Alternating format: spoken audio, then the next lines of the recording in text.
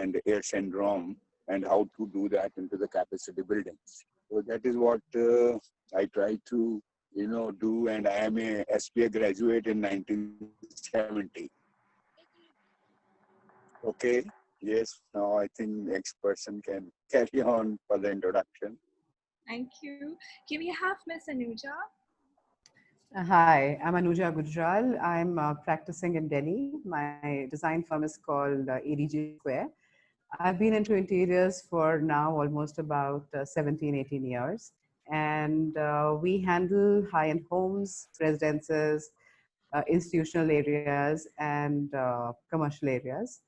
And it's an interesting time that we're all in right now, that we're meeting each other on a platform like this, and happy to have Design Works and A-Class put it together. And it's great to be here, and hope to keep working together on this note. Ms. Leila? I'm Leila Irfan, and I made my second home in India for last around 12-13 years, and I'm practicing more into the bespoke houses, residential project. Our focus nowadays is more into the product design. We are doing the bespoke furniture, and our studio is based in the Gurgaon DLF Phase 2. And happy to see all of you here, and I hope we get back soon to the new normal and be picking up normal life as usual. Can we have Mr. Sumit? Yeah, hello everyone. I'm Sumit from City Space 82 Architects. It's been, I think, 15 years. Started off with my own practice and started off with residential primarily, then got into institutional and hospitality projects. Recently, we've started doing interiors as well. Otherwise, my main focus was volumes, form, and architecture. So looking forward to have an excellent session today with you all. Can we have Joya? Yeah. Hi, my name is Joya Nandudippu. I'm the Hello. founder partner Untitled Design Consultant. We specialize in high-end residences and creating bespoke spaces. Our specialty is using Indian craft and traditions, incorporate our spaces through that. And we are collaborating with lots of craftsmen across India for creating interesting spaces. And we also do products, so it's a end-to-end solution. We have a manufacturing unit, and we experiment with a lot of new ideas, new sustainable material and eco-friendly material in our products. Thank you. Hello, Mr. Ramesh Bhandari. He's here present with us, owner and founder of A-Class Marble. We would like you to give us a short brief about your company. Yeah, hi, good evening, everyone. I'm Ramesh Bhandari, heading operations as a director for A-Class Marble for the last 15 years. A-Class Marble was founded in the year 2005 with the vision of importing exclusive and exotic marble to the country. Today, we take pride in being one of the largest importer in the country and importing like around more than 450 colors from 40 countries. In the year 2017, A-Class Marble expanded its horizons by, introducing new designs like porcelain stoneware with Make in India range, A-Class first style, and then from Italy, Fiori Formato and Fiandre. Family has been in the business for the last 50 years, and it's been a golden, great time for us, and hoping to have more milestones in coming future. And it's been a great honor for A-Class Marble to be a part of this webinar. And I want to welcome all the panelists and thank you, for coming them for live and talking about sections into this architecture, facilitating creativity in the design process. Over to you, Nandi. Thank you. Thank you. Let's proceed for our webinar. We are we are going to be actually discussing abstraction in our, how we actually bring in creativity into our day-to-day design, and how are we managing it, where are we driving it from. Let's head for our first question. I would like to address, let's have an organic flow to it. So basically, how do we bring in our design activities into our work? How does it develop the concept for a project? Like any of the design process, or it's a design activity that you do? Can we have someone?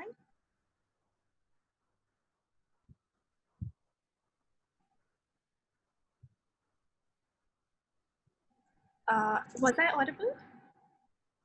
Mean all of us, we give you that, you better choose the person, because all of suddenly we cannot talk together.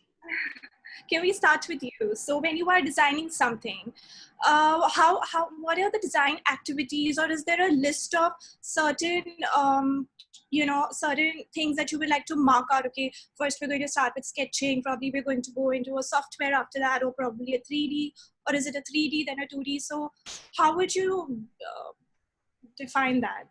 I said how we are functioning in our studio first before we jump into the what facility or which kind of the software, or how we want to showcase our idea or design concept to any client. First, we have to understand what is the client requirement, because each client and each project has a different kind of the attitude and different kind of the way you have to look into it. And if you make it so much personal, if I want to design something for myself or for my collection, this is very different. But when I look at it, I have to design something to keep this certain person in that kind of the project, in that kind of the budget, or in that kind of the requirement they have happy, is a different manner. This is the first step to clearly understand what is the requirement. And after that, when you understand it's a house, hospital, hospitality project, any kind of the project. And nowadays, I think technology nowadays is one of the golden pen to all the designers, because we have so many software, so many ways to achieve our idea. But to me, the first thing doesn't matter, want to be a furniture or project. I love hand sketch. I love it. For me, is a freedom, is a between my mind and my hand, how far we can go. The first thing I will do the hand sketch up, and after that I will try to look at my client and project, what they like, what they don't like, and to bring it to the different kind of the level of the design. Okay, so I was like, we all were tagged on our social media, and I did happen to have a look at your work. So there is this very beautiful piece by you called the Persian Bark side table. So there is a side table that's designed by you. Yes. It's called the Persian Bark. Persian Bark, yes, yes. So in terms of that, for example, if that's the side table, how would you define it? Where did you start? Is there a system to it in your firm, or it's a very boutique style that you work, that it's very personal to every piece? It depends. Again, when you're talking about my personal collection, when it's coming to the product, it's a very, very personal touch. And I never, ever keep any limitation, because they are kind of my babies, But when it's coming to the creative something for a client is a huge difference when I'm moving. Yes, you're talking about the Persian Bark, that is one of the those products I design it. Because, one thing I really like, because I'm Persian, and when I moved in India, I did not find very, the craft between the Iran and India, they are not very far from each other. And I found the right platform, because we have our own manufacturer unit, and I could find an amazing craftsman. And one thing I love is a craft. And specifically about when you're talking about my product, yes, I love the influence of the craft and culture to be showcases in the furniture, if you are talking about that specific taste, Persian. Can we have somebody reflect on it, like anybody who would like to share how they start their design process? Can we have you, Ms. Joya? Yeah, hi. So, every project, it starts from definitely the briefing of the client, the location of the project, the position, the orientation, um, and the spaces are more about the personality of the client. They're driven more with the personality of the client than what we feel that the space needs. So, of course, that's the first important feature. Where is it located, and what is the brief, what is the requirement, his psyche, and then it drives through the value add, the technical aspect of it, the well-being of the client. How should we designing the spaces without creating, any by not having any waste, how we do work around the energy conservation, how to create less impact on energy. So there are various aspects which are thought before getting into the planning stage. So it's a long process, it's a constant R&D. At times it is even accidental journey to any place. So we go and figure out, yes, that just fits with this project and my client, and maybe this is something which we can suggest and he would interestingly accept it. So it's a R&D, it's a complete process. Say it's a one year project, then I can't say that everything comes in first go. The first is definitely what we have to take from the client, his approach, and the conservation bit of it, you know, the professional approach to it. But concepts and design is a process which goes, until unless the project finishes. So basically, like you're conceptualizing something. Suppose it's where do you derive from that? Like, do you do brainstorming? Do you do bubble diagrams? Those kind of techniques. See, that's part of every project, and I think every architect and designer has to do it. Yeah. So without that, you cannot create and recreate the spaces. So every space which you look into, there are ideas, there is a lot of creation, recreation, looking into it again and again to reach a final conclusion and result. So I think that's part of every organization's process. We have Charanjit sir here. Can you give us from an architectural perspective that when you design? I have been doing various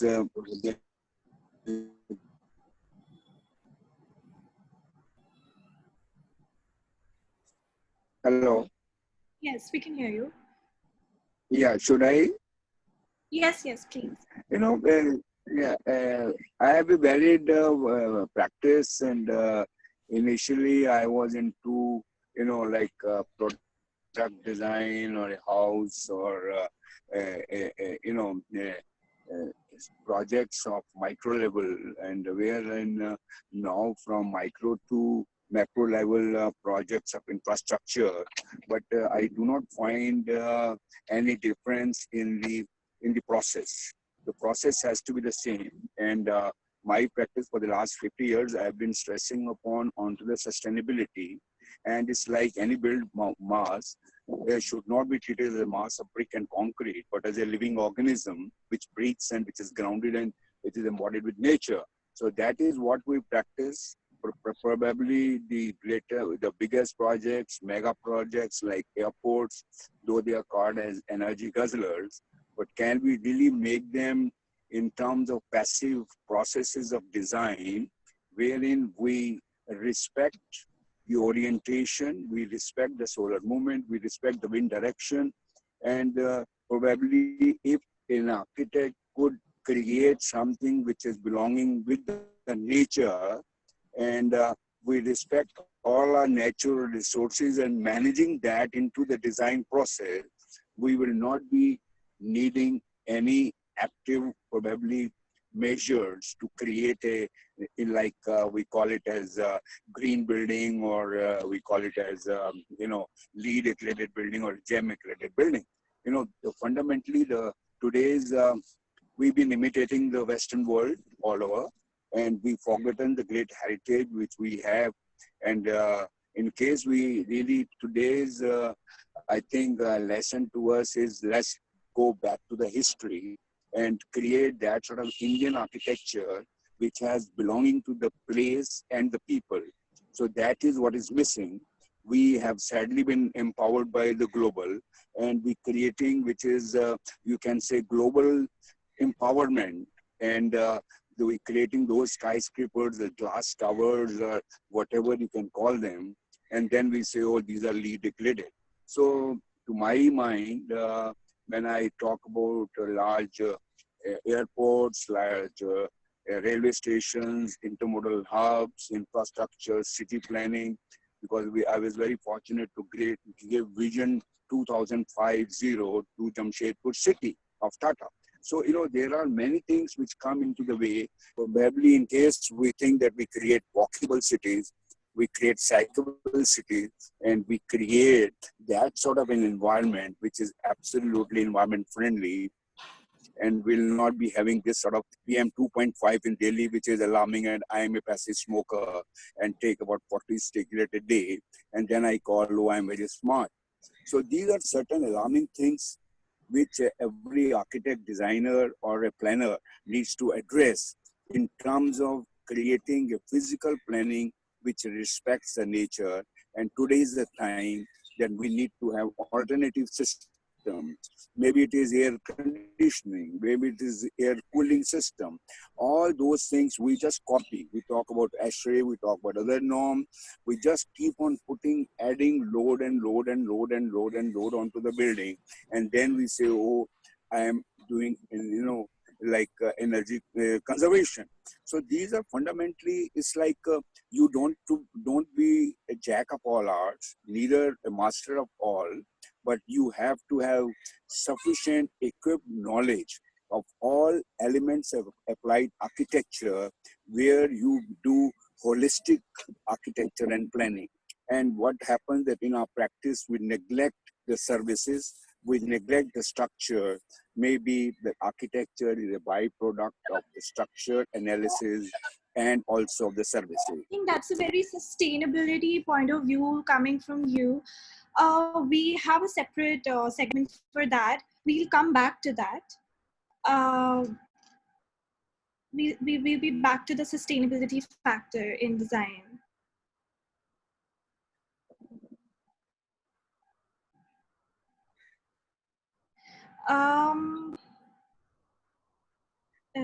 Shall we move on? Yeah, please. Okay. Yeah, So, please. Yes, sir. So I think moving on to our second question, we currently are facing probably the biggest crisis we've seen in our lifetime, and it is going to go down in history.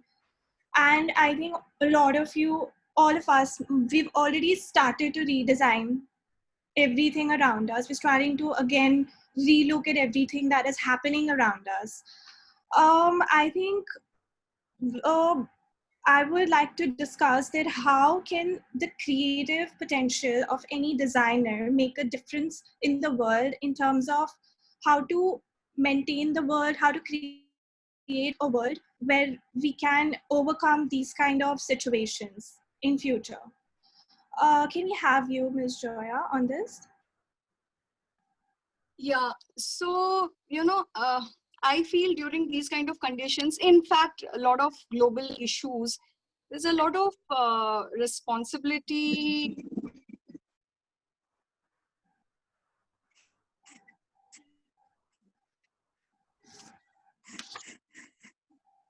Ms. Joya?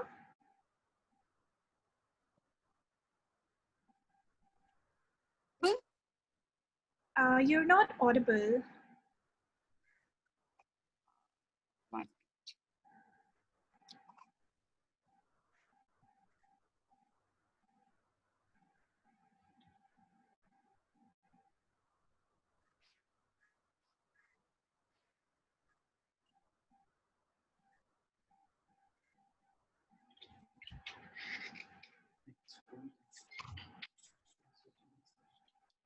Is Shoya? Am I audible? Yes, yes, yes. Yeah, 1 minute. Let me just. Yeah. Am I audible now? Yes, yes, yes. Yeah. So, as designers and architects, I think we all have huge responsibility towards changing the spaces, towards working for new spaces, new challenges. So, I feel obligated being a designer.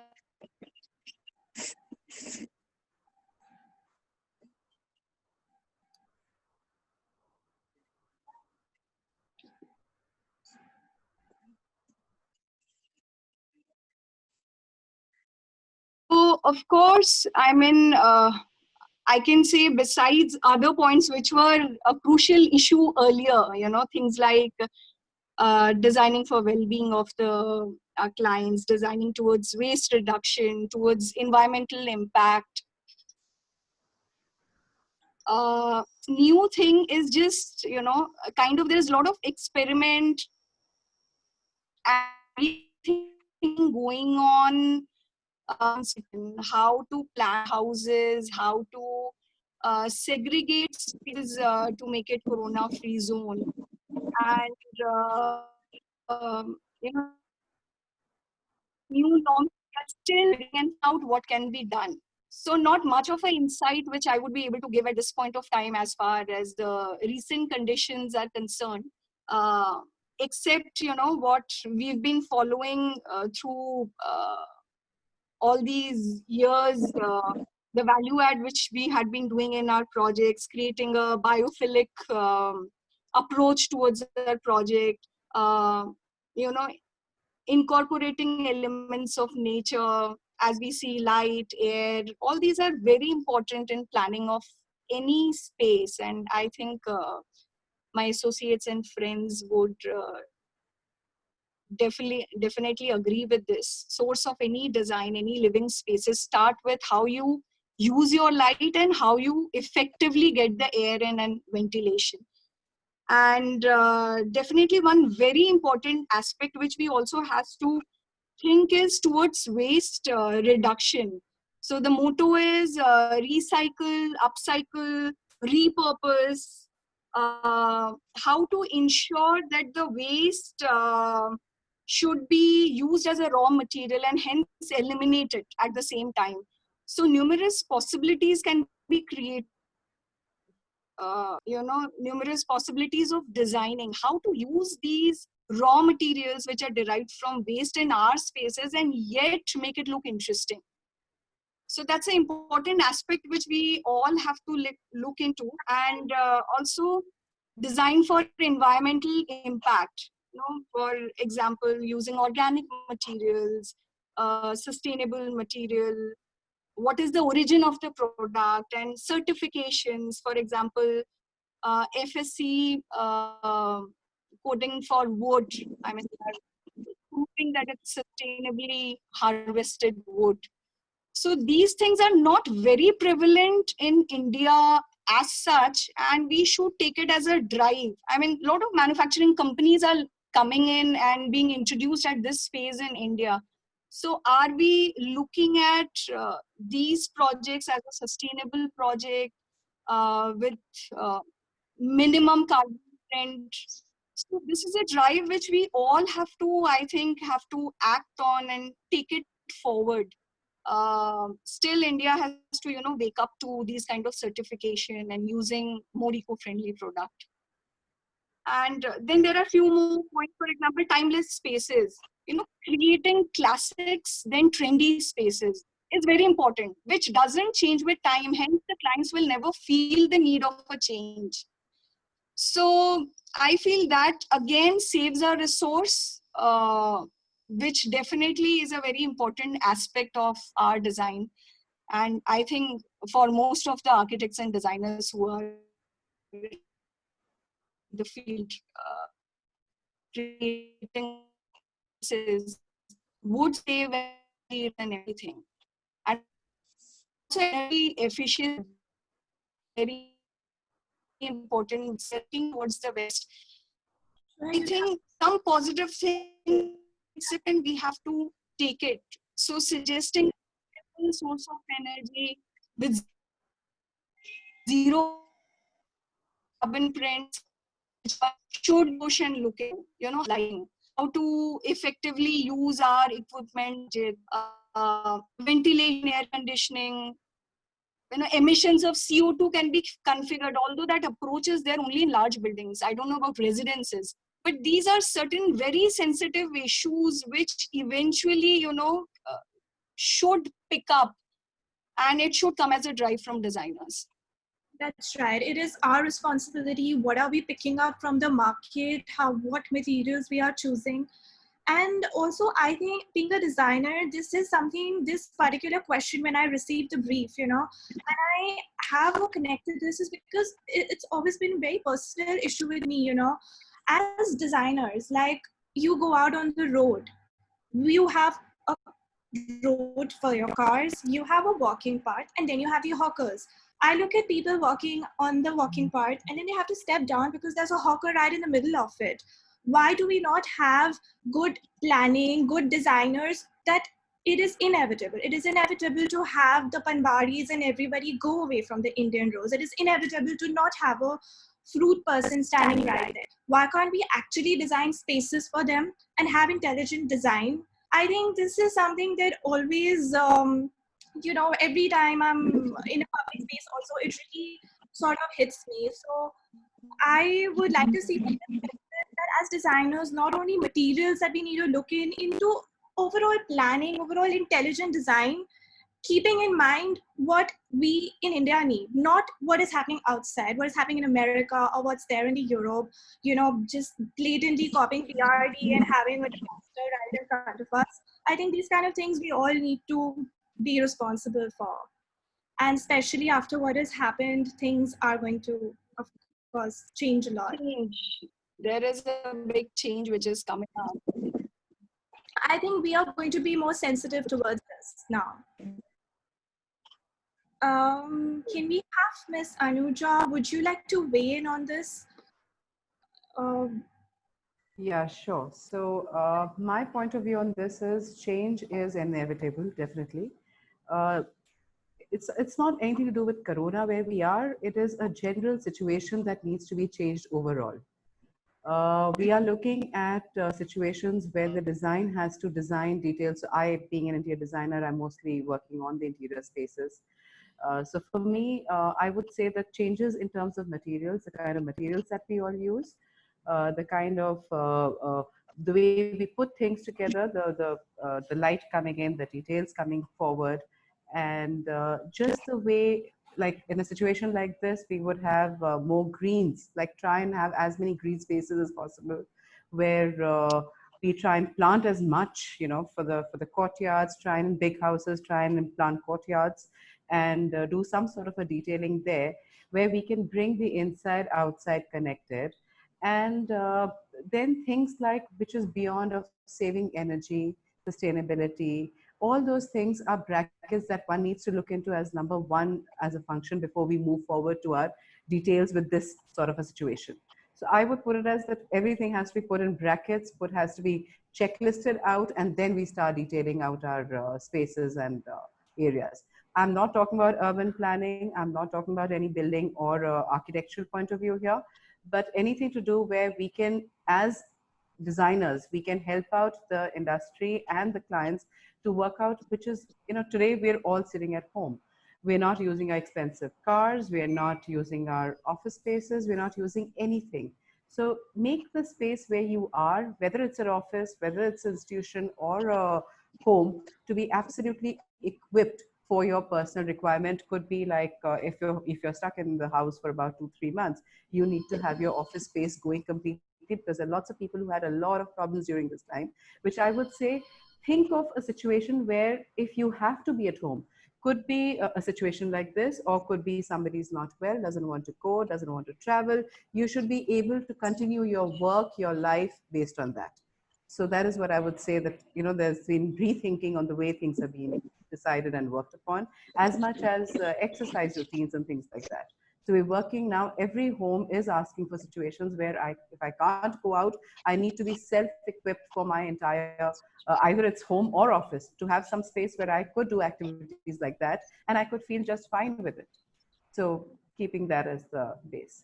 Please carry on. Moving on to our third question. I would like to ask Mr. Charanjit. Charanjit, sir, since you have such a vast experience in design and architecture, I think this is absolutely apt for you. How has the development of the CAD system, CAD softwares, brought changes to the contemporary architecture? I think you are the most experienced here, and you would be able to tell us like how putting it out on the paper has changed over time, and how has it aided you in your design?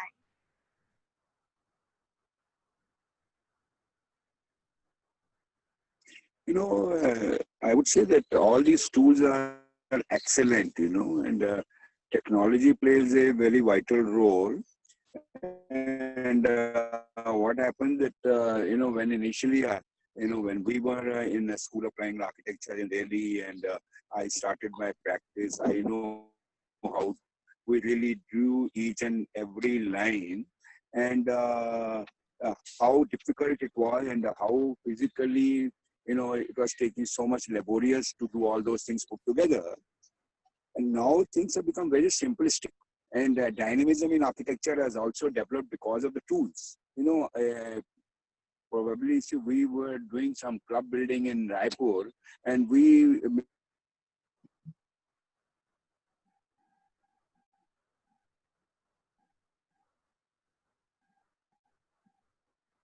are having an internet problem. create a form or a sort of an architecture which has that sort of an aesthetic values, but that is practically not possible.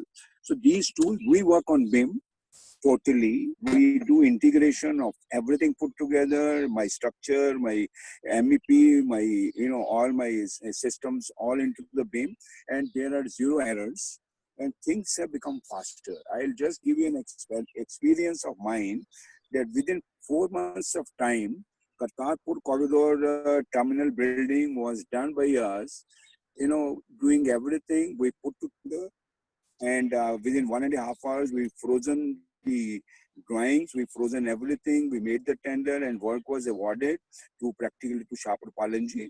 And a 400 crore project within 4 months, which is a magic, but it has been able to do with automation, with technology, with all these, AutoCAD driven or BIM driven, things together. That's very fortunate part of it, but sometimes what happens that we just get enslaved, and we start doing copy paste, and that copy paste has to be avoided. And that is what I say is, we are so much enslaved by the materials as well, that okay, any material coming from the Western world, we start using it. And now today's webinar is by A class marble. And I tell you, we are so enriched in marble quality and all things put together. And maybe from my sandstones to my granite to my soft marble.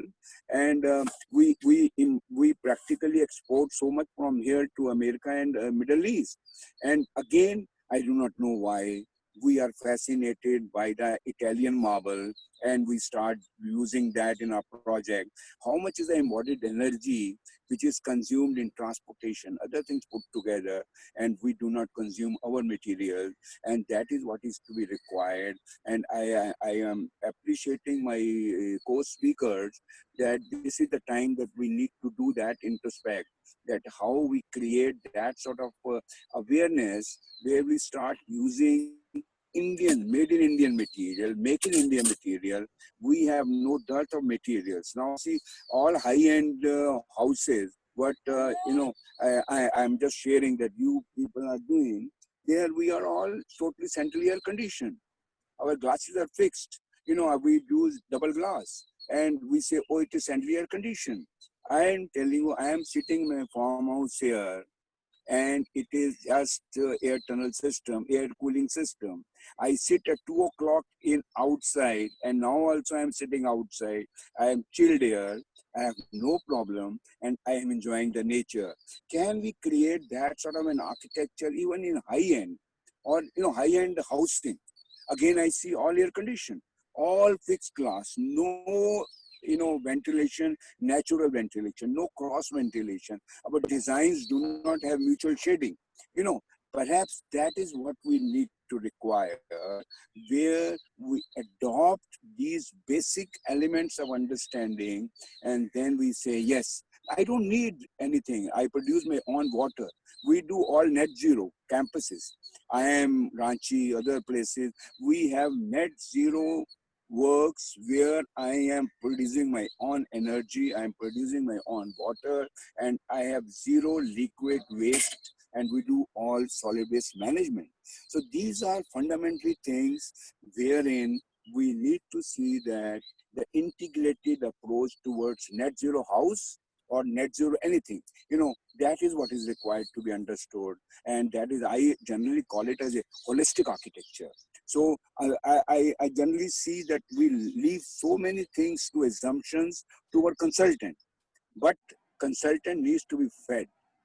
Sava, architect of Lotus Temple, he said that I was fascinated into a design, but my structural engineer could not understand what I want to communicate. The communication skill with the architecture fraternity, with their consultant, to convey what they want to do, that would be the best way out. So that is what I think. And that hopefully we do that sort of net zero, beyond net zero. These are big words, but I would say that we are practicing and we look beyond net zero, so that we practically not to import anything, but to export, and we create net zero house to next net zero cities. That is the vision which we also given to Jamshedpur city, for creating 24/7 water, electricity, everything put together, and create a walkable city. So that is what I say. So let's see that from micro level to a micro level, we create no energy guzzlers, but energy sustainers and the energy producer.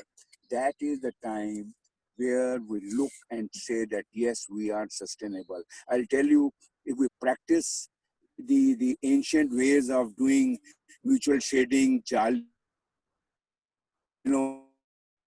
all these windmills, and all these put together, something which is dynamically strong and which is sustainable.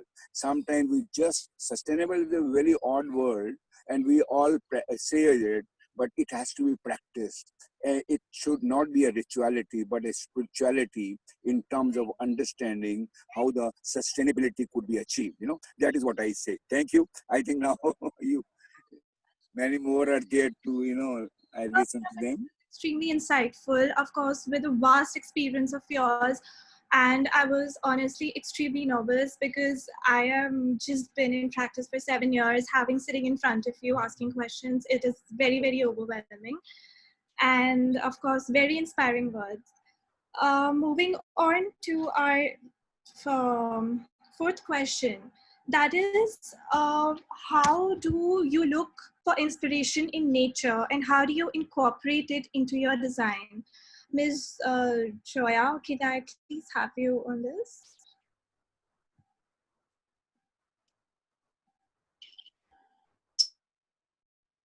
So Ramesh, there is a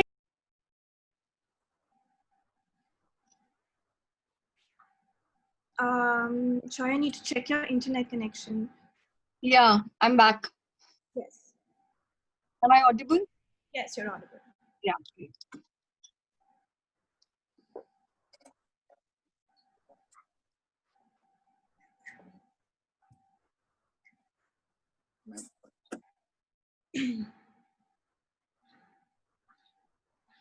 Yes, we can hear you. Yeah, there was a question. I think I lost you for a while. Okay, so where do you look for inspiration in nature for your products and all? I think I did go through your profile as well, and Okay. you do a lot of. I think you do design. You always have custom furniture. You always try to not pick up existing furniture pieces, existing styles, and you really try to give the space an identity with what you design. I think that was one of my favorite parts. So, like. Yeah, but Navneet, beyond that, what I would want to mention is, as a practice, we try and have a biophilic approach towards our projects. So that means restoring connection between human and nature. I mean, attempt is there. I don't know how much we are able to get it and perceive it in our projects, but that approach is always there. So basically we are part of the nature, every human is part of the nature, and it facilitates the ability to be happy and healthy, de-stress themselves in that environment. um, it increases physical and psychological health. So how we do it? By introducing elements of nature in our spaces. So one important fact, which I think even Anuja just mentioned and Charanjit sir also mentioned, is incorporating plants, in our projects, in our spaces. So they also act as natural air purifier, and at the same time, it increases the productivity of the user, person who is inhabiting the space. So whether we do it through a vertical garden, we do it by incorporating a courtyard in the center of the house, so that throughout during the movement, when you're moving in the space, you witness these plants, you have like a nice forest, a green patch inside the house. And also how we can do it is providing access to outside, say maybe an interesting tree is there outside your house, or a commercial space overlooking to a mountain. So giving access to that view and taking that view as a part of the project is one way that one can use it. Secondly, water, which is again a very important element of nature. So incorporating water, maybe create a trickling water effect, which soothes and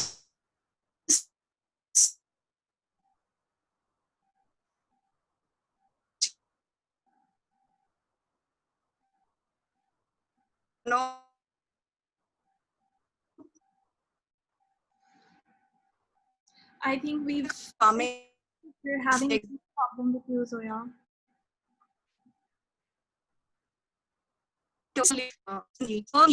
trends in your balcony, maybe jasmine, something which is next to the space where you are spending a lot of time.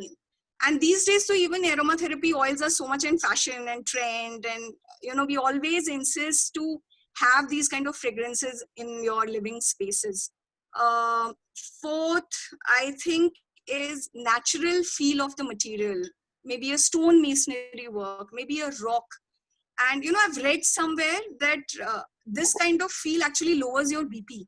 I don't know how much it is true, because I really did not go out and venture out and understood the theory behind it. But a couple of places I've read that it reduces your BP, the crackling sound of fire in the fireplace. So these natural phenomena inside your living spaces just connects you to the nature, and it brings in a lot of healthy and positive effect to any person. Post COVID also, actually during the lockdown, most of us realized how important it is to have some kind of landscaping in your house, because you cannot go, you cannot get out, you cannot go to a park, you cannot go to any public space. So I feel there is going to be a trend towards even the smaller houses trying to incorporate any kind of landscape. Yes, very much there, very much there. Right. Creating a sitting space, even if it is not inside, maybe you have a gulmohar tree outside, creating a space a nook corner near that gulmohar tree, so that you have your easy chair there. I mean, these are very small little effort towards getting it in a natural way without spending your energy and money to get landscaping done inside your house. So this is how effectively you can do it. I think in terms of this entire landscape coming into a building, Yeah. Mr. Sumit is here with us. I think you do really beautiful facades, and is it anyhow that you're also incorporating, making a conscious effort incorporating these for aesthetic purposes, or maybe because you consciously want to bring it in? Could you please repeat your question? You weren't audible. Sorry. Yeah, so I think Zoya and I were just discussing how landscaping is going to trend even in the smaller places now. So when you always Right. do you consciously put in that for aesthetic purposes? You consciously put in landscaping elements aesthetically, or is it something that you have always thought about that, okay, this is the need, or we must bring in a little bit of green inside? See, whenever I'm designing something, I have always believed in one thing. No matter whatever you do, it should have two reasons to it, not one. So, aesthetic certainly is important as an architect, but having said that, the functionality and the longevity of the project is utmost important thing for me. I think you cannot treat architecture as only art. Having said that, certainly aesthetic is very important. And having said that, wherever I feel there is a problem, I feel that end of the day becomes a solution for me. I would like to give an example. So when you say that you've seen probably some of my facades and I am more into facades, it's actually a by default approach. I never intend to do something which is crazy, but it happens. I can take examples. Projects where it is east facing or west facing, there's a hard sun, you want to cut down the sun, you want some kind of vertical shading system. Rather than going for conventional systems, I would like to come up with something which is interesting. So that is where I feel that the client, rather than making him understand that this is a technical requirement for the project, which he might not be interested in, one should show him something crazy, something like a perforated jali. Rather than going for something conventional, I might probably differ a little bit from Mr. Charanjit. I am a too modern guy, very minimalistic guy. I feel that the need for an R is to change the style of architecture. Having said that, I certainly believe that sustainability is very, very important, but it depends on the context. Certainly, when you are staying in a farmhouse, a lot of things are possible, but I think not even 3% of the people would be staying in farmhouses. When we talk about a plotted scheme in a city like Delhi, where probably every square footage is going to cost you a bomb, you have to be very, very careful, and you have to come up with innovative ideas which end of the day manages the functionality or the requirements of the client. And end of the day, it is giving you greens, it is giving you courtyards. So I think it has to be very well clubbed with bylaws, with some um, some I would say some for example, when we talk about balconies, the balconies can be used as green areas, not just providing view, excellent view to the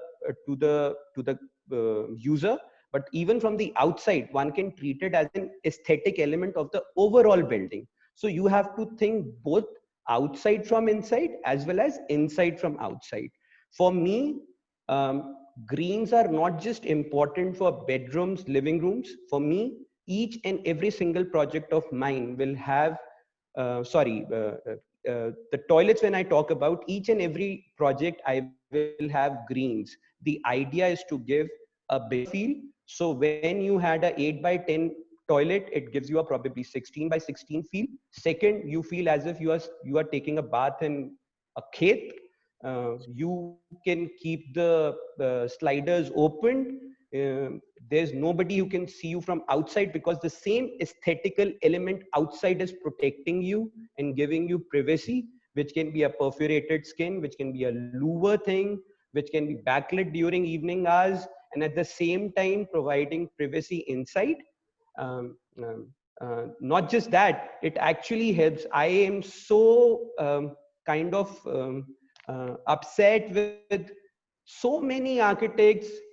They kind of basics. They do good facades, but when it comes to toilets, the exhaust grill is happening outside. I feel that it is something which should be taken care of, and there are so many ways to do that. Having said that, when we do houses, we are trying to make it sustainable by using a very simple concept. We are using compressed earth blocks. So whatever we are excavating, so a 300 square yarder, typically whatever you'll excavate, end of the day, the whole chunk of earth can actually be used as brickwork for the whole house. So you don't really need to be dependent on the outside building suppliers.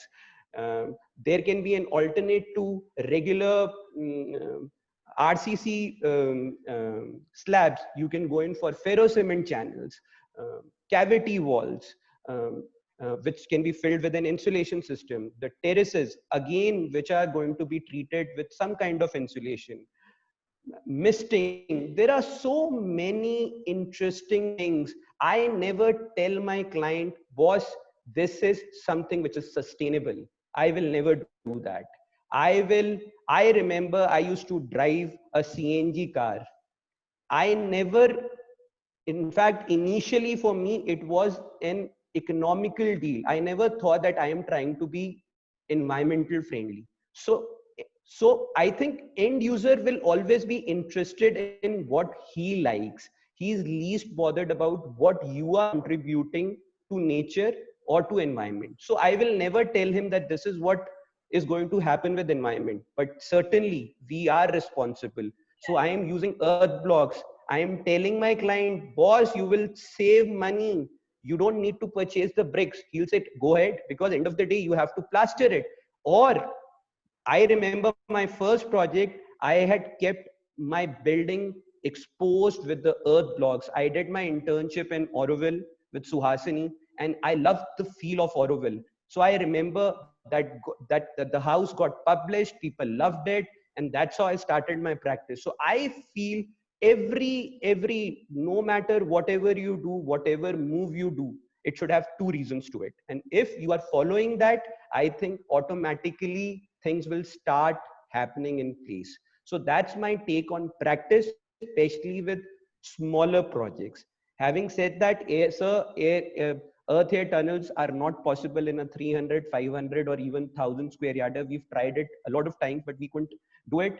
So again, coming back to what we can do in small houses would be smart use of air conditioning. By smart, I feel there should be proper ventilation systems. There are ventilation systems available by brands like Renson, Art in Glass, which allows the natural ventilation to happen. If you want treated fresh air, which is certainly need for an hour, one can have it very comfortably today, because the kind of projects we people are dealing with, trust me, there the money is probably not that important, because when you talk about architecture, it's not even 25% of what people are spending in interiors. So I always tell my client, boss, you're spending 10,000 rupees in interiors.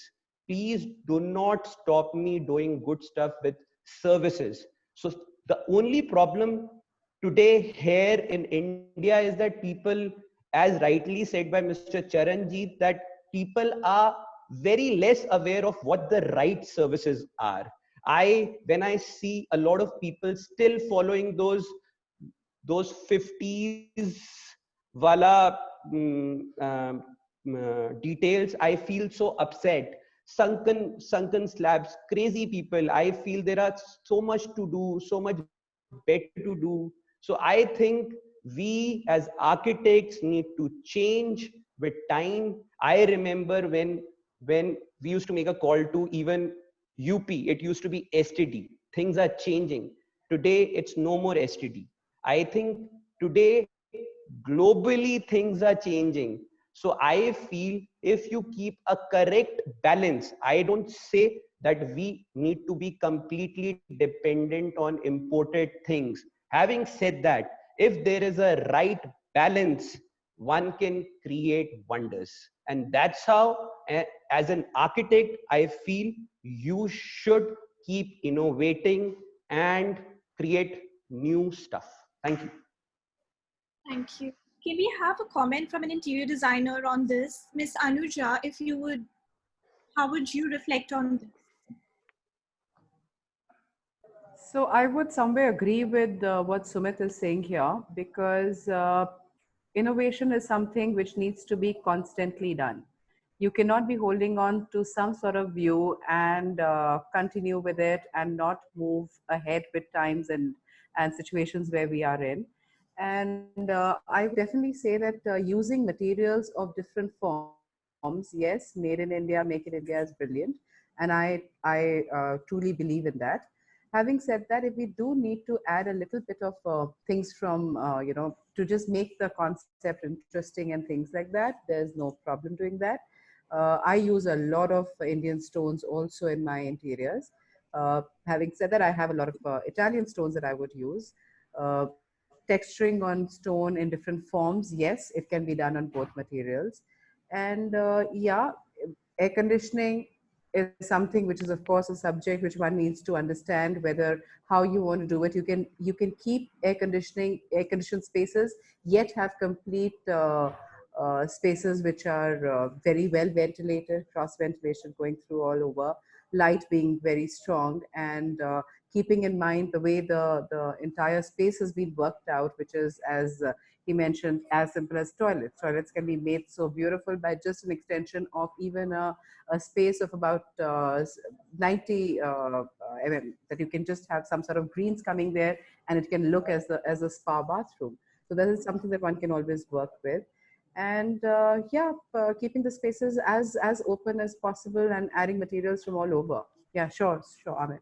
So, No, please carry on. no, yeah, please. First you finish. Okay. So yeah, so that is what I would say that, and ventilating spaces is probably the best. That's the most important thing in today's time that we have. We don't want to be put and contained in spaces where we don't have fresh air coming or light coming in, because if we talk about space in India, we have a lot of things which are Vastu or Feng Shui friendly. And there, the first thing that they would say is flow of energy. The flow of energy happens only when you have the air flowing, there's light, there's enough light, there's no clutter, there is something which is, everything has been given its own due area allocated to it, and we're not kind of cluttering things up with other things. And that's the calling of today's interiors and architecture. Yes, Sumit, please. Sorry, I will just take 1 minute. Yeah. As Mr. Sumit just commented, that the moment you give your client the bait that, okay, use environmental friendly product, but at the same time, you're going to save this much money. Does that really imply anything because we have to be responsible? That is what we're actually discussing, to get sustainability into designing. But as interior designers, when you're doing luxury segment homes, do you think that holds valid for you? So I wouldn't put it as, I would, when I discuss with a client a certain form of materials, I will not say that, oh, this is the kind of money that you're going to save. For me, it is functionality. That's number one. Second comes aesthetics. And then along with that, budget permitting is when I would get into materials. Now, there are all kinds of people, even when I'm doing a high-end home, I would have some segments, certain areas where the client would want to hold on to the budget and say, okay, Anuja, let's work with the living spaces being higher in terms of pricing, and maybe certain areas, let's make it a little less, that it's somewhere we coordinate with the pricing going through the project. So I would put like a combination of, I would give them certain options where it is cost A and cost B. And I would make sure both the effects are outstanding and let them choose out of it. I will not give them a grade A and grade B. That is what I'll give. I'll give option 1 and 2 for them to choose out of. And again, as I'm repeating myself, it has to be, both of them has to be grade A in terms of aesthetics. And then let them choose whichever form that they like in terms of pricing, and then we will take it forward. Sustainability is extremely important for me. I would say extremely important for me. Yes, Mrs. Yeah, I just wanted to add one thing, especially because I am working on a scale which is what most of the people would be kind of expecting from an architect, which is like a universal scale to work on. So when you talk about innovation, especially in interiors, there can be multiple things. I don't want to get into the details, but with architecture, the challenge is when you're doing a 300 square yarder, the person is expecting a 500 square yarder. When you are doing a 500, he's expecting 1000 square yarder. So what happens is, again, as an architect, one obviously needs to manage whatever functionality he is expecting. So obviously you'll start prioritizing things. Then eventually he'll come up with something which might be connected with recreation or his hobby or whatever.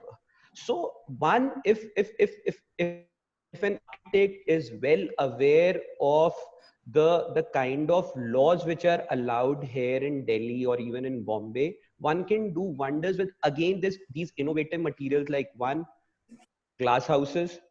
In a place like Lutyens, Delhi, MCD, NDMC, we are allowed to do 20% of the total covered area or the ground coverage as a pergola system, which one can use as a study room, which we are always cribbing that we are short of study. This COVID thing is taken us for a ride, blah, blah, blah.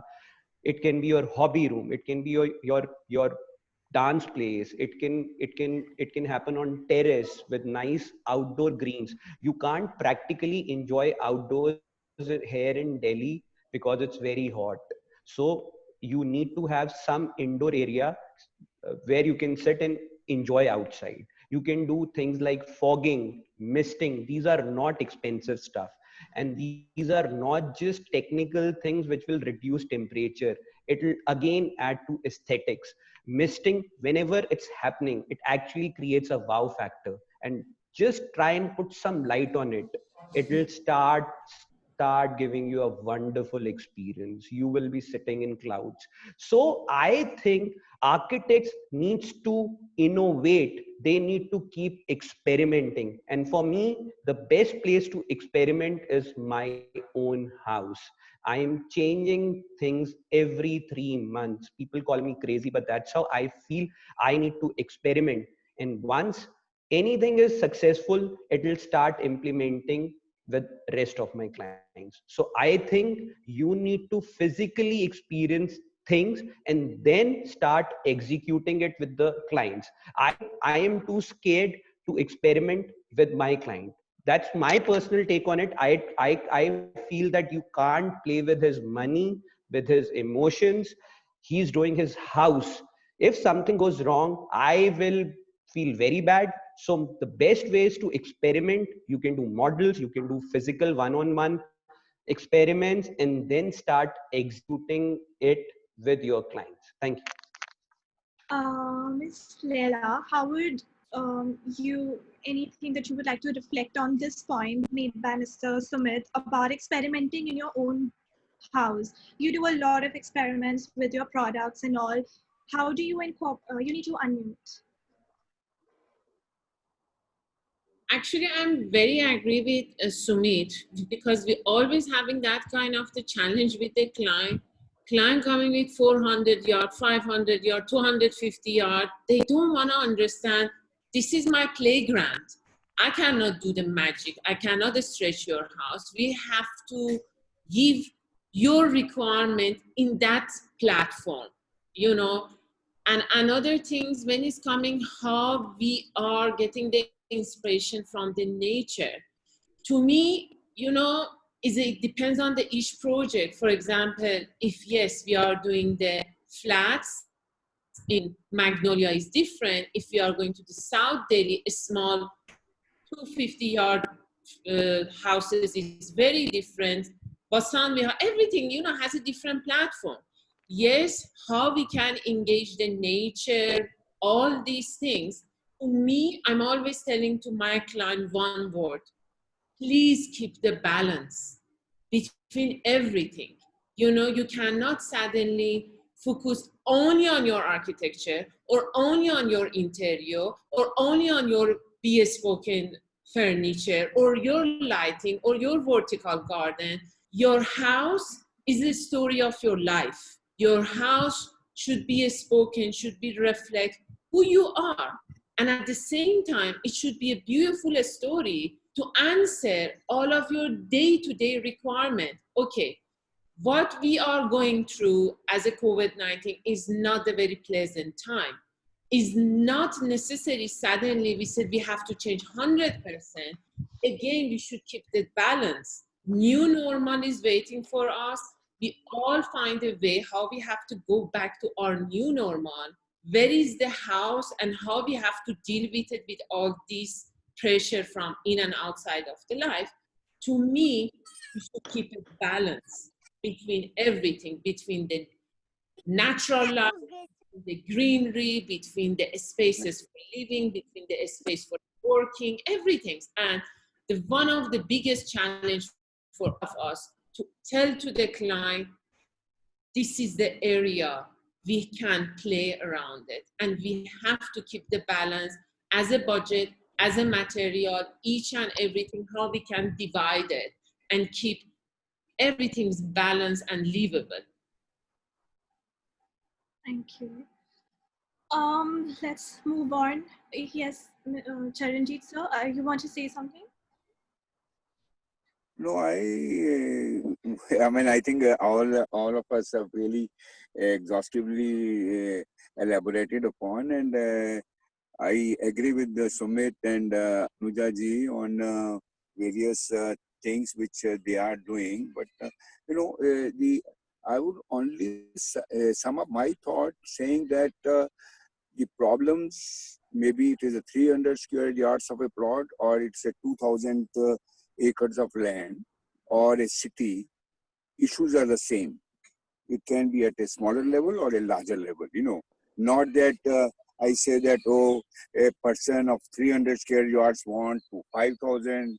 You know, when we were, I'm just experiencing, telling you this, when we were doing Chennai airport, we were only doing domestic terminal. Then the client said, we have a dire need of international also, but there's no space. See, perhaps architect is very visionary. He can dig out space with no space. He can layer out things, you know. He is the manifestation of space. He can create so many things put together for value which an engineer cannot. This is what the architect's mind is, that without anything, he can create everything. You know, that is what. And when we were doing Chennai as sort of global competition, then from a 300 crore project, we made it to 2,500 crore project. And we took from domestic to international to a metro station to intermodality. So this is perhaps the vision of an architect, how you proceed and go through.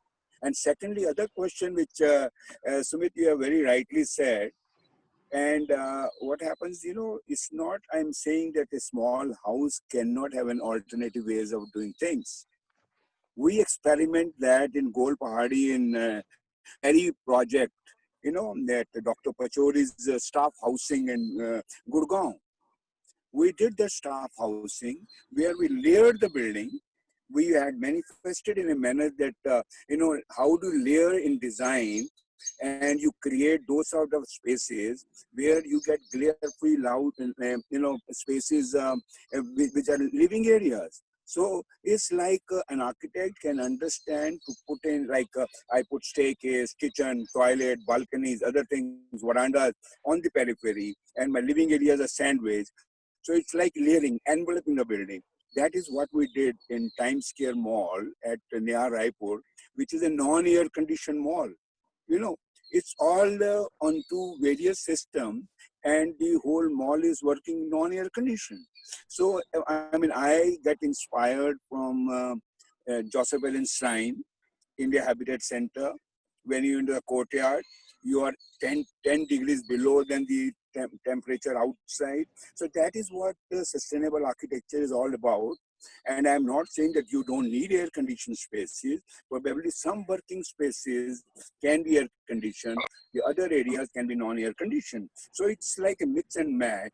But probably I will conclude my statement saying that when we were static, we were near to the nature, you know, and when we become very global, we have lost everything, and we have indoor, and we say, yes, we have become robotic, where we are like robots and gossiping around in the interiors and never put the exterior into it. And that is what we lost. And I'll tell you, I say good night to my wife on WhatsApp, and she's sitting next to me on the bed only.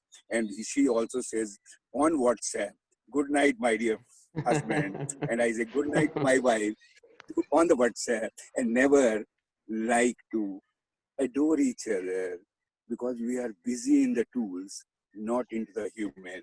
That is probably we need to see how we are actually romantic into the nature, and we put the nature in real terms and not into the cosmetic terms. You know, that is what is missing. I'll tell you one more thing.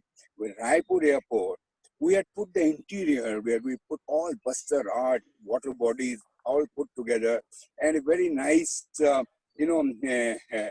shop was next to the vibrant place like that. And somebody was taking a cup of tea, and I was also sitting. He said, यार सारा दिन मैं थका हुआ है आया हूँ और यहाँ मैं एक कप कॉफी पी रहा हूँ और मुझे इतना मजा आ रहा है, ये वाटर बॉडी है और ये इतना अच्छा लैंडस्केप है, मेरी सारी थकावट दूर हो गई. You know, that is what it is. You put life into it. तो मैं पास में बैठा हुआ था, मैंने कहा यार ये डिजाइन तो मेरा है, ये मेरा बच्चा है. So you feel so proud when your child gets some appreciation from somewhere, and I say, yes, I own this child. This child belongs to me. Let me see how it blossoms. And it is actually connected. Sometimes, you know what happens? I become commercial and we say, oh no. But at the end of the day, okay, roti khani hai. I'll tell you, it's like Krishna, that, you know, you do your karma. The dividend is bound to come.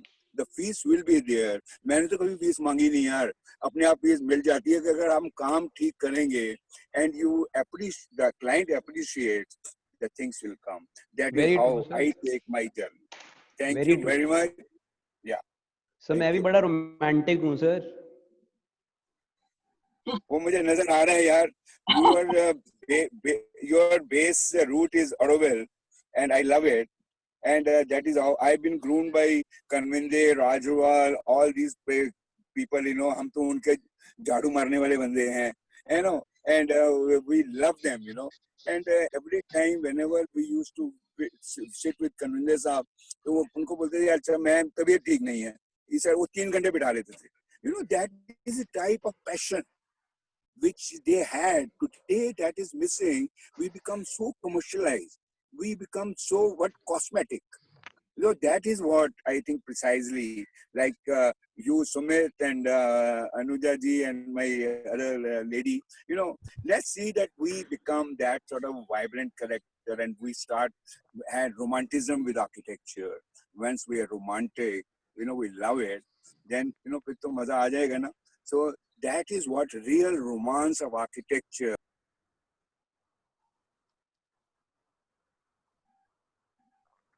Along with you know, my friend Anil Lal, who is no more. You must be knowing Anil Lal's work, Anandpur Center. You know, those are the passions of architecture which can bring that flavor which gives romanticism. Thank you very much. Thank you. Right. Okay. That was Yes, our two. very passionate. That was like a very, very passionate speech. It was really beautiful. Unfortunately, we are short on time. We've already crossed our time limit. And quickly, we'll take up some questions from the participants. We're starting with a question and answer round. One of the questions we've received, and thankfully we have Mr. Ramesh here with us. Somebody is asking, I do not exactly know what HNI houses mean. Does it mean high network something? I don't know, I'm not sure.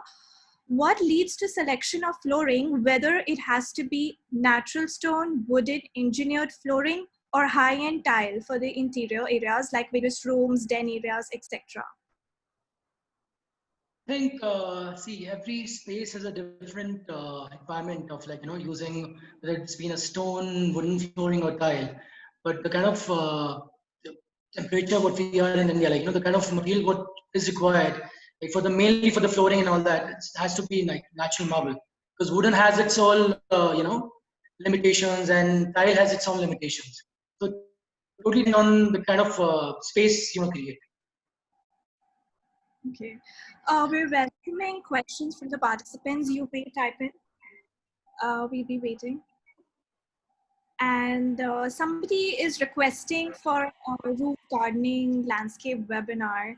Can we have few insights on that from anybody, from any of our designers present here? What? On? Somebody's requesting for roof gardening landscape. So anybody, any designer would like to take this question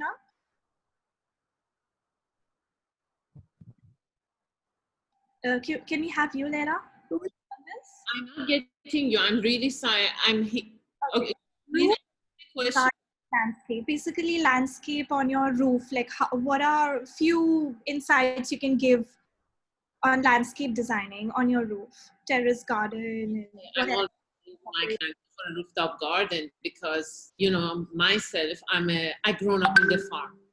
I grown up in a very small town back home, and I grown up between the nature. And this is the reason whatever is happening nowadays in Delhi and people, they're going for those boxes houses with the minimum nature. I'm always telling them, bring and welcome the nature. You can always have a rooftop garden. Most of our clients now are really during these 2 months plus, they're calling, sending their picture, they're having the good time in the rooftop garden. And we should not waste that space, especially if you are living in the cosmopolitan city. Yes, look at the rooftop garden and look at your requirement. What is your budget? Yes, in India is little bit challenging because of the weather condition, but still, if you have a smart idea and if you know the good plant, how you have to during the season play with your plant, is a perfect things. You should have a rooftop garden in the cosmopolitan city. If it's a matter of how we have to design it, that is a different kind of the question. Yeah, I can sort of reflect on that. So I personally feel that I think all of us, we do try to incorporate greens. We have planters, we have fancy plants, we have a varied variety in our homes. Some of us like to keep that. I think as designers also, if you're incorporating that, it is very important to know what is the local species of the area that you are designing in. It is very important to have the local trees, local plants, so that you do not require unnecessary maintenance. You do not require to unnecessarily water them more. For example, in Delhi, we love keeping those fancy palms and stuff. And a lot of times the government also ends up planting them just because a VIP is supposed to pass. They plant it right in the center of the road, and within 10 days they are gone. I think responsibly we should plant 2 species that are indigenous, that are localized, and they can survive in the weather conditions that you are bringing them in.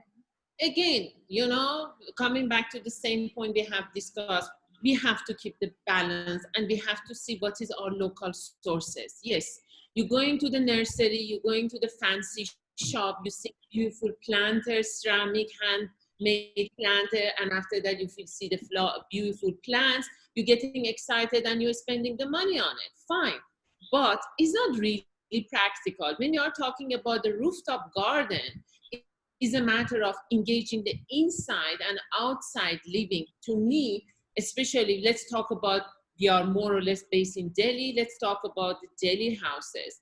I'm always saying, if you want to have a rooftop garden, pick up something local, rough and tough, easygoing, less headache. We like many things, but you know, house need the care, luxury need the care. You know, you cannot just say, I like it. You know, everything's need care. You're making the houses, you're spending huge amount of the time and money. Home needs care. Want to be a rooftop garden or inside? How you want to engage outdoor and rooftop, like as an indoor, it's matter. You should not go too much loud, because very frankly, in Delhi it's really not easy. Look at the climate, 45-degree plus. You should keep it friendly and practical with the environment we are living. And you have to look at your local sources. You have to look at which kind of plants they can stay at least with you season-wise. Right. And thank you, everybody. We will be wrapping up now. We've overshot by a few minutes. It was really. Yeah, thanks, Navneet. Thank you. Thank you, everyone. Bye. Thank you. Yeah. Thank you, everyone. Bye, Bye. Bye. everyone. Thank you. Thank you all. Thank you. Bye, Ramesh. Bye. Bye bye. Thank you. Thank you all. Thank you so Bye. much. Bye. See you. Bye. See you. Bye. See you.